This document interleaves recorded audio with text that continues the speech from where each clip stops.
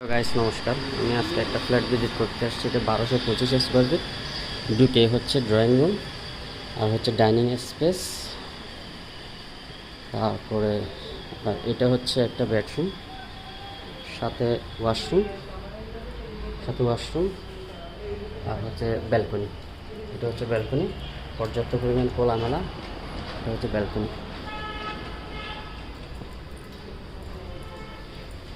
বের হয়ে এটা হচ্ছে আরেকটা বেডরুম, মানে এটা মাস্টার বেড। এটার সাথে ওয়াশরুম।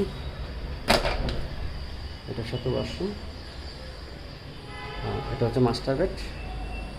এদিকে খোলামেলা আছে, অনেক বড় বিশাল ব্যালকনি।